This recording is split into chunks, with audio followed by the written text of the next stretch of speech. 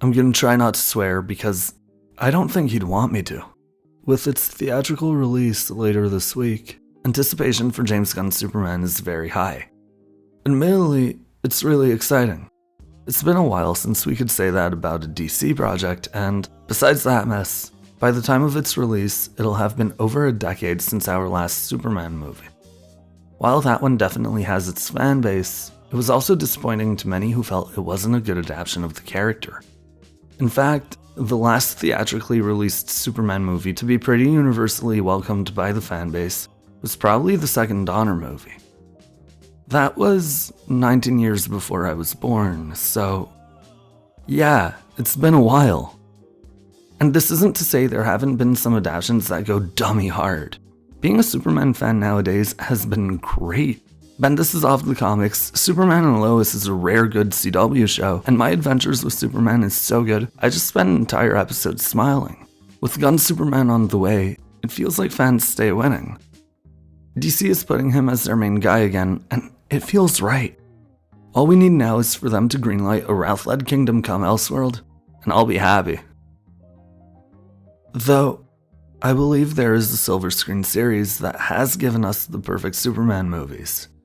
From his home being destroyed to his classic red and blue suit, the well-meaning family that adopts him and teaches him about human life, his journey into the big city, the rough and tough guy who absolutely adores him, and even his rich evil nemesis.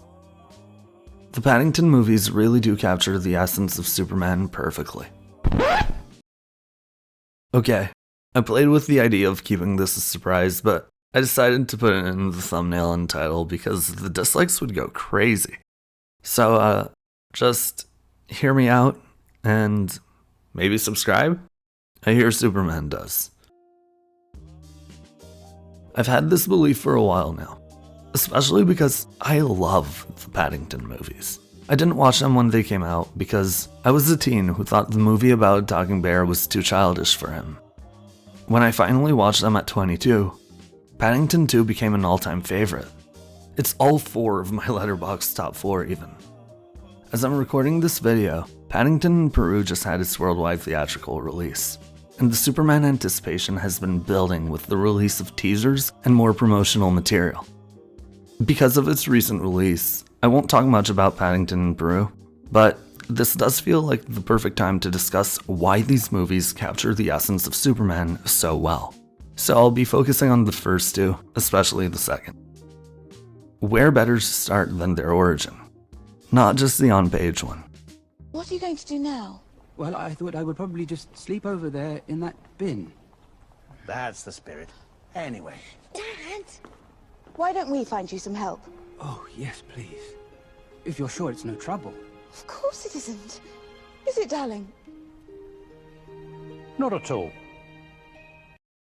As he was created by Jerry Siegel and Joe Shuster, 2 Jewish Americans from refugee families, many have observed the parallels between Kal-El's experience as a white American, more specifically white human passing Kryptonian, and the Jewish American of the 1930s, a time during which anti-Semitism was on the rise.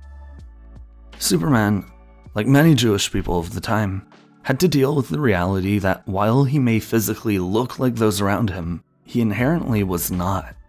He did not share their history, their ethnicity, and while he was learning their values and culture, he had a second one of his own that may not be accepted at all.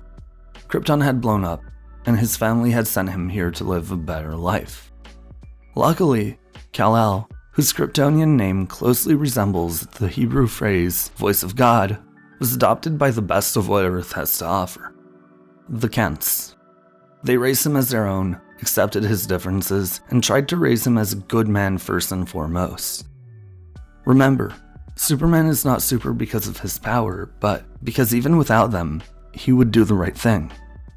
This is why Jonathan Kent's death is so important in many Superman stories.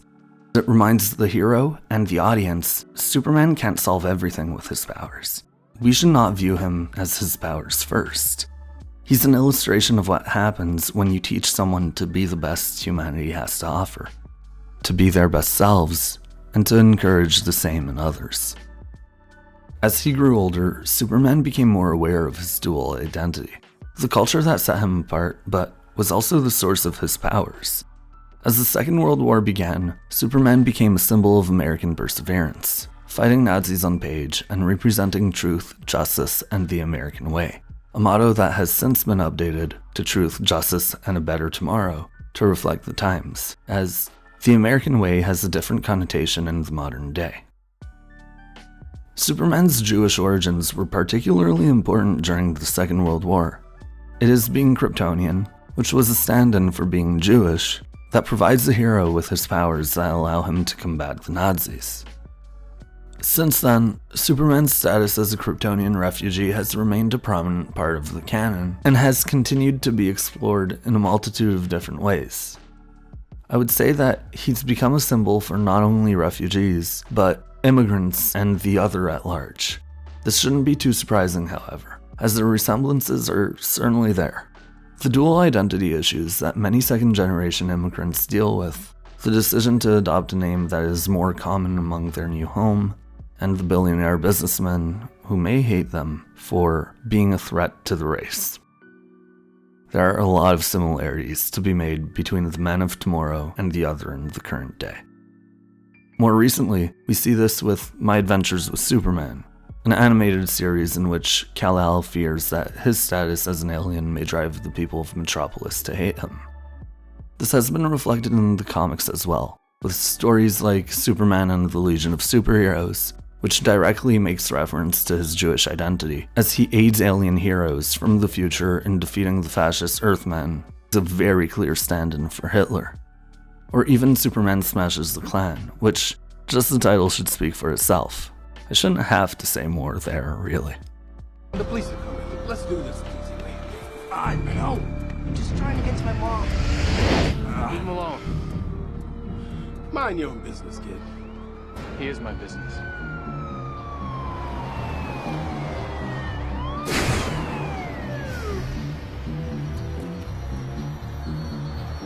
What the?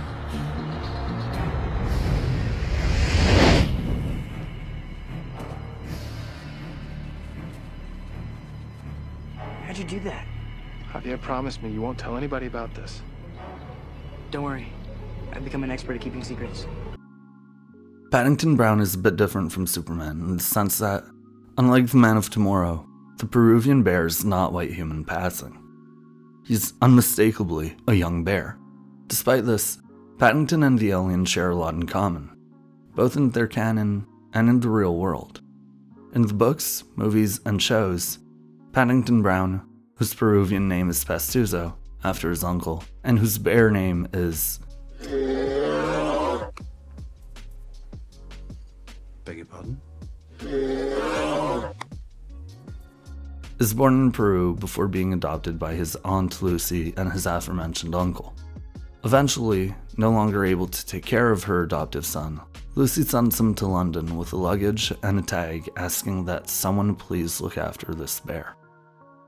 Having taught him English, she hopes that he will be welcomed by the British as one of their own, and taught their way of life, which she idolizes as she's heard a lot about.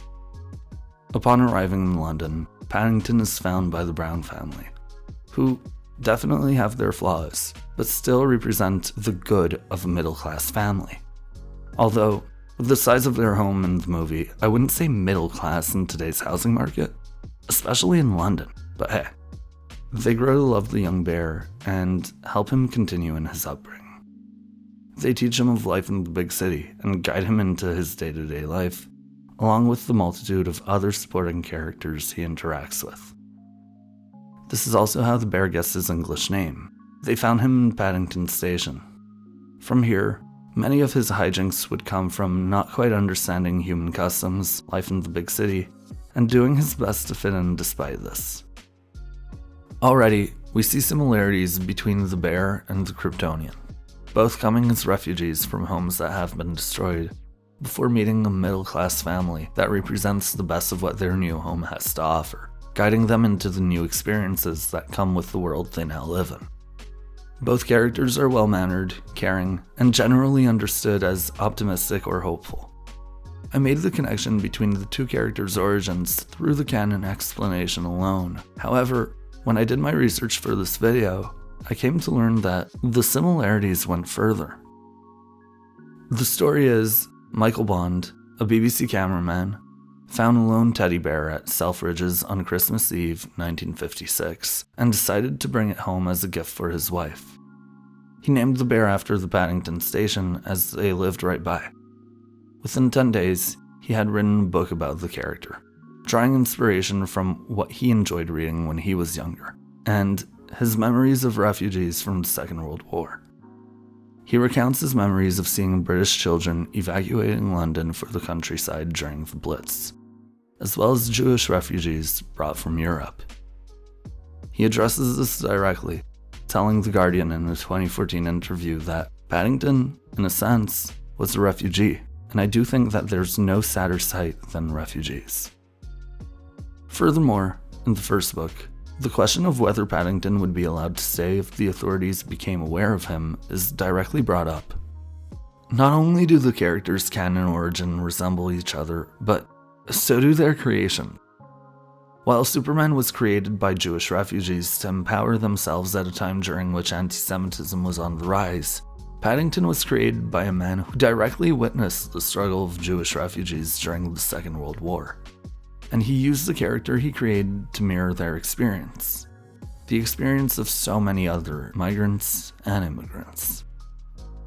Especially by using characters such as Mr. Curry, who is completely against the bear living in his neighborhood, simply off the notion that he's a bear. The Paddington movies perfectly capture this in a way that is very family friendly. Paddington is decidedly different. As I said, he's a bear. And the characters in the movies notice this. In fact, even the Browns are originally hesitant to adopt him.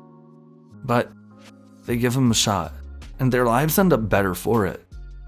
So does his.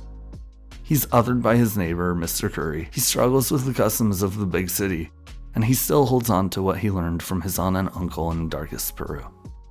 The origin is nearly identical to the origin in his books, or Superman's, and the Browns closely resemble the Kents. We even have a scene where Paddington tries on Mr. Brown's old coat, which, to me, really screamed, Here you go, friend. Thanks. Cool costume. Thanks. My mom made it for me. In their origins alone, the movie perfectly captures the essence of Paddington, but also Superman. But if this hasn't convinced you that the Paddington movies are the perfect Superman adaptation, I promise you, there's more. I'll put this on this crest. I made a promise to keep fighting, no matter what. Hey, why'd you add black to it? Because, Lois, even in the darkest times, hope cuts through. Hope is the light that lifts us out of darkness. As I mentioned previously, Superman is not the hero he is because of his powers, but because of his values. Even without his fantastic abilities, Clark Kent is, at his core, someone who believes in doing good for others. He is a beacon of hope and compassion, and many of his best stories challenge this. I think of stories like Kingdom Come or What's So Funny About Truth, Justice, and the American Way, which introduce the world to more brutal heroes. Heroes that may be considered more reflective of current times. By showing Superman that the world is gravitating towards these heroes and this type of justice, the character questions if he must change. In Kingdom Come, this happens when the new, more brutal hero, Magog, kills Joker, following Joker's murder of the Daily Planet's staff. The public rejoices, and he's acquitted despite having done so publicly. Superman exiles himself in the Fortress of Solitude for almost a decade, where he keeps up with human events but doesn't take action. He tends to a simulated farm. He's lost hope in humanity due to their decision to embrace Magog, and distances himself from them, no longer really considering himself to be human. He is Kal-El, not Superman, not Clark Kent. He only returns when the new generation of heroes, a generation inspired by Magog, shows that they've gone too far, They rejoice in the violence of superheroics instead of the heroism of aiding and protecting people. This puts the public in danger. Their mission is no longer to protect them, but to fight one another. Superman therefore reforms the Justice League, recruiting many heroes and trying to get the new generation to change its ways. For a moment, it seems like hope might be returning. Unfortunately, this didn't work as well as hoped. Unsure what to do, Superman opts to imprison the heroes and villains who do not comply. He puts them in gulags. He isn't happy with the decision, but with the state of metahuman behavior, he doesn't see any other way. He has hope, but it's dwindling once again. Meanwhile, Lex Luthor leads the Mankind Liberation Front along with the aid of other villains, mostly those without powers. Their stated goal was to oppose the rise in superpowered violence, giving the power back to the non-powered public. To do so, they aimed to escalate the tensions between the League and their captives, leading to a massive battle between the two groups. This battle would escalate to become so dangerous that the United Nations, which have now become extremely fearful of the violent potential of these heroes, decides to drop a nuclear bomb on them. The battle will go too far. This is believed to be for the good of humanity. The bomb kills most of the heroes. Superman finds himself in Field of Ash and Bones. He believes himself to be the only survivor. At his lowest of lows, with little to no hope left, Superman flies to the UN in search for vengeance. Vengeance for the lives taken, for letting it get to this point. As much as this anger he feels is towards the humans, it's also towards himself. But before he can enact his vengeance, he's reminded that doing this will only make things worse. It will prevent the people from ever trusting him. It'll prevent him from ever forgiving himself. If he wants to forgive both parties, now's the time to do so. He does. In doing so, he learns that he isn't the only hero that survived. A few more did. Though their numbers are few, there are still enough remaining heroes for the meta-human issue to persist. But Superman's determined to do it right this time, to guide these heroes into becoming beacons of hope, as they always should have been. As the story ends, the Man of Tomorrow wears his glasses once more, looking at the world the way he did as a human, the way he did as Clark Kent. I get scared, but that is being human. And that's my greatest strength.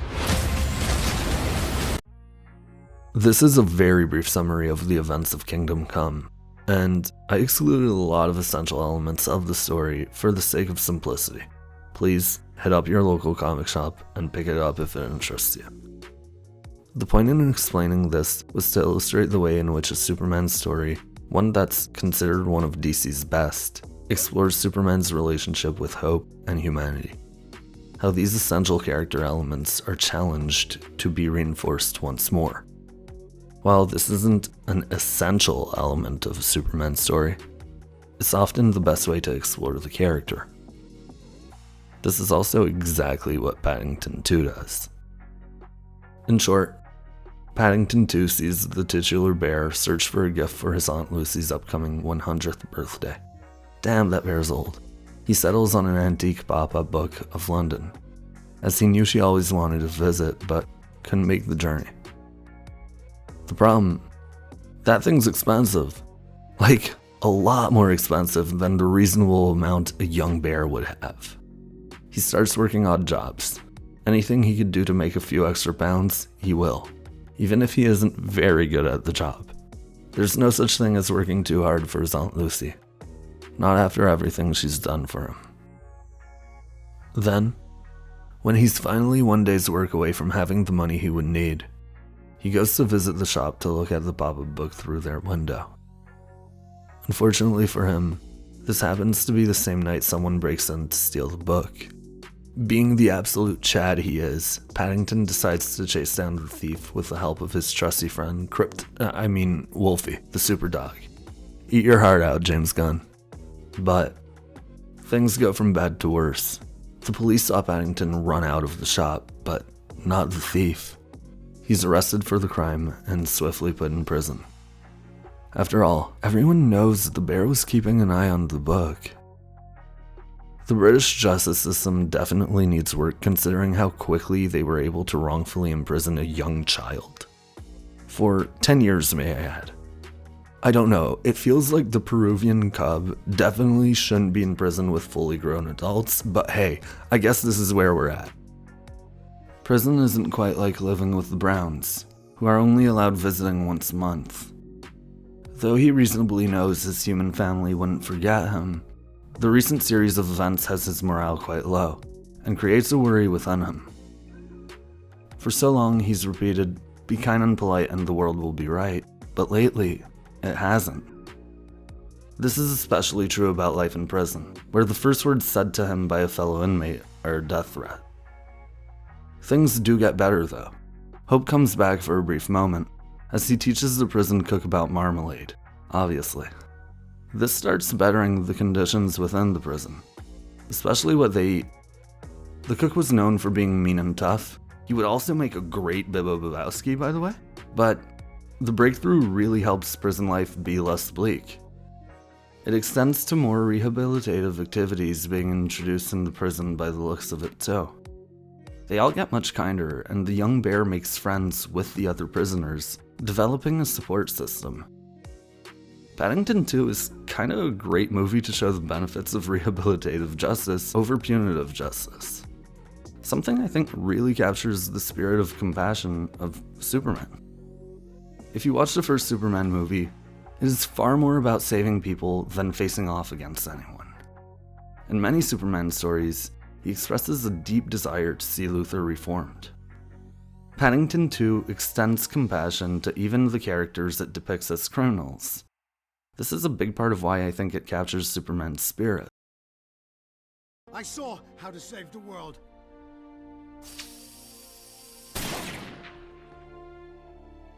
I could have made everyone see. If it wasn't for you, I could have saved the world. If it had mattered to you, Luthor, you could have saved the world years ago. You're right. As I said, this is for a brief moment. The other inmates tell Paddington that the families often stop visiting at one point, leaving their imprisoned loved ones alone. He doesn't believe it'll happen to him, but the Browns miss a visit. With no other way to communicate to him, Paddington thinks he's forgotten.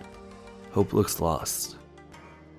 Of course, what he doesn't know is the reason they missed the visit was because they were making breakthroughs in the case to prove his innocence. But without knowing that, it doesn't really help him keep faith. We also see things getting worse in the outside world, as the members of Paddington's community, who greatly benefited from his impact, now see their lives getting worse, leaving them in a bad mood, locked out of their house, and even getting in trouble with the neighborhood snitch. Hope really is at its lowest. This drives Paddington to join in on a plot to escape prison. He was hesitant to do so before, due to the Browns' commitment to clear his name. But, as he believes they have forgotten him, he takes matters into his own hands. Once out, he heads on his own, now a fugitive, though he does make a goodbye call to the Browns, and, in a stroke of luck, this leads them all together to stop the thief that framed the young bear, helped by almost everyone else Paddington has helped during the movie. For the Browns specifically, every skill we've seen them have until this point comes to pay off in the final chase with the thief. They turned everything in the movie into a Chekhov gun. As the movie ends, the bear and his adoptive family have found and stopped the thief, but Paddington gets knocked out in the process. This leaves the bear asleep for 3 days. It's Aunt Lucy's birthday by the time he wakes up, and he didn't get her a gift. But his friends and family came together to make up for it. He's done so much for them. They brought Aunt Lucy to London for him. They thought it would be even better than a pop-up book. Paddington 2, like many of the great Superman stories, is a story about hope and compassion. It is the story about how one stranger, one bear, one alien can remind us of the best parts of ourselves, inspire us to live up to those parts, and push us to be the best selves we can. It challenges that hope and shows us that even in the darkest times, we can find our way back to it. It doesn't just do this for its protagonists. It does this with his family, the prisoners, and the members of his community. It really shows us that, just like the rest of us, Super Paddington struggles with holding on to hope. But losing it isn't the solution. It is during the times where it's especially hard to hold on that we push through, because this is when those around us need it most as well. It shows us how that push is reflected onto those around us and how that will inspire them to do the same. The movie's end credits include a sequence that show us that even the villain finds rehabilitation and happiness after all of this. I think this really goes to show how much this movie illustrates the character's desires to see others achieve what he knows they can. When I say literally me, I don't mean the Jongleur or Homelander. I mean Paddington. I mean Superman.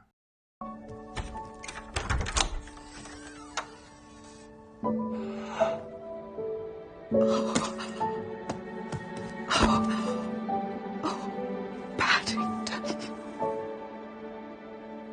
Happy birthday, Aunt Lucy. Actually, the ending of Paddington 2 reminds me a lot of Superman Man of Tomorrow, issue 12, by Robert Venditti. In this issue, Superman goes to give Atlas the day off. He takes the weight of the world for the Titan so that he may attend his daughter's wedding day. Superman is specifically told that this weight is the most he can bear and more. He's told to take it not with your hands. Take it with your heart. The Daily Planet hesitates, but they publish their front page article. Superman's Day Off. They fear this may inspire more criminals to act out. But Clark told Lois not to worry, telling her it would bring the good out of people. It does. As Clark carries the weight of the world, the greatest weight he's ever carried, people from all over pitch in. Mostly heroes, people who have history with the Man of Steel. We also see ordinary folk helping each other out, saying it's what Superman would do. Like Paddington to those around him, he inspired them to be the best of what this world has to offer. Superman's struggle carrying the world ends when Atlas returns, thanking him. Superman admits that, briefly, he worried Atlas wouldn't return. The Titan reassures him. Those charged with the weight of the world would never wish it on another. Though, it's good to know others will help when you need it. Don't you agree? I think it's more than good to know. I think it's beautiful. If there were an issue of Superman where he couldn't get Ma Kent the perfect gift because he was too busy saving the day, so his supporting cast found a way to let her fly with him for just one night, it would be a classic. Paddington 2's ability to really capture so many facets of its main character is a big part of why I like the movie so much, with or without the Superman comparisons present. But it's especially fun to look at when you take in consideration all of these similarities. I mean, come on. How many times has Superman been framed by a villain, forcing him to clear his name? It's a classic comic trope.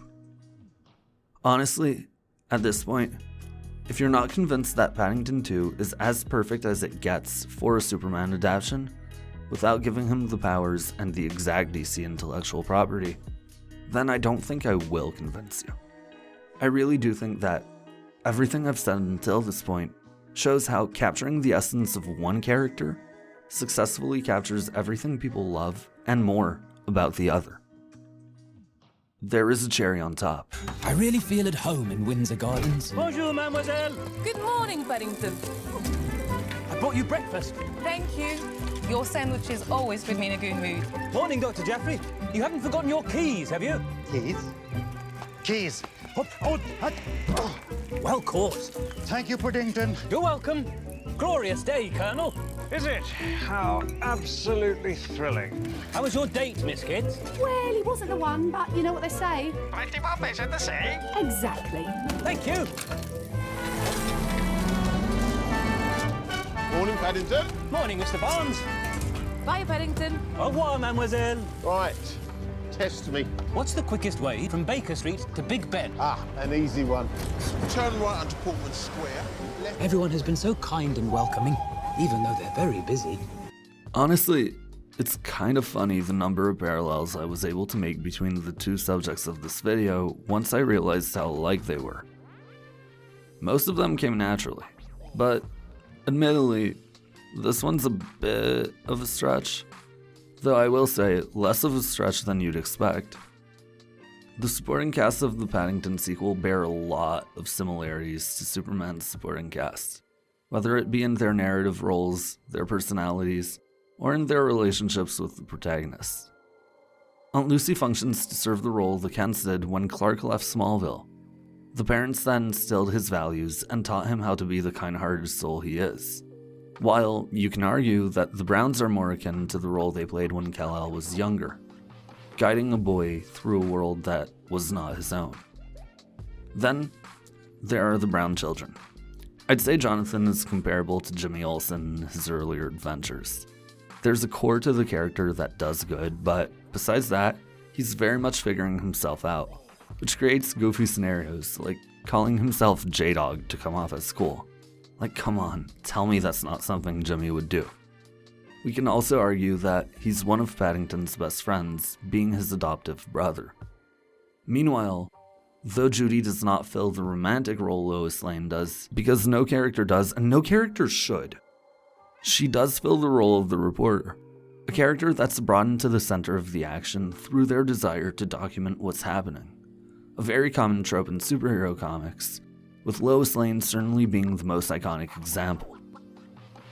In the extended cast, I already mentioned Wolfie, who can easily be compared to Crypto as Paddington's trusty dog sidekick, as well as Nux, who I can't help but think of as the perfect Bibbo Babowski, Superman's biggest fan, a rough and tough bar owner with a heart of gold and an affinity for alcohol. Change it for a restaurant owner and an affinity for marmalade, and boom, Nux. Finally, there are the villains, who mirror Superman's in many ways. When we think of Superman's primary villain, the obvious answer is always the same: Batman. Lex Luthor, a billionaire genius that Superman knows can change the world for the better, but that is too centered around himself to do so. Lex hates Superman for being different, and so he puts his full focus on destroying him. In this sense, Lex is a lot like Mr. Curry, who is constantly warning others of the threat Paddington is to the neighborhood, failing to recognize the good that Paddington has brought. Lex is also a lot like the villain of the second Paddington movie. I haven't said who it is until now, because I do encourage you to watch the movie, so I don't want to tell you everything, not because it's a twist. The reason this villain frames Paddington is because he knows the pop-up book is a secret treasure map. The funny thing is, he could have asked Paddington, and Paddington would have likely agreed to give him the information. But he was seeing green and acting out of greed. This is a recurring trait of Luthor's as well. The focus on himself and his own success is so blinding, he often fails to see how he could succeed alongside others. He also shares similarities with the villain in the first movie, whose villainy is in many ways powered by resentment she holds for her father. Lex, too, is often depicted as having father issues like this. You're living in a dream world! Good. Dreams save us. Dreams lift us up and transform us into something better. And on my soul, I swear that until my dream of a world where dignity, honor, and justice are the reality we all share, I'll never stop fighting. Ever. I said it before. I really think Paddington 2 is a fantastic movie. It does so much so well, and I promise you, every little moment that may have the slightest meaning comes back later as they check off Gunn every single line of that script. It's a fantastically put together film and deserves all the praise it gets. Truly, on a storytelling standpoint, it is incredibly impressive. Its thematic and narrative similarities to Superman, as well as the character similarities, really do make it the gold standard of Superman movies to me. I don't think it was intentional. I think it was just a type of parallel thinking that makes a lot of sense for these characters who share the same real-world origins in a lot of ways. So, while I really look forward to James Gunn's Superman, if it doesn't live up, at least I'll know that there is a perfect Superman movie out there. One that I can always go back to. Thank you for watching. If you've gotten this far, it would mean a lot if you would subscribe. Recommend any show or movie you may enjoy. And remember, be kind and polite, and the world will be right. That's how we build a better tomorrow.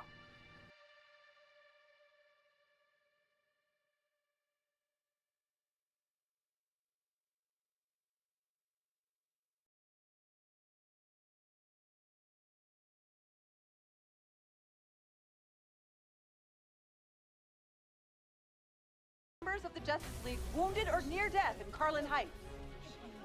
Hey, if you ain't got a place to go, you can stay with me while Superman cleans this clown's clock. I'll be here for you.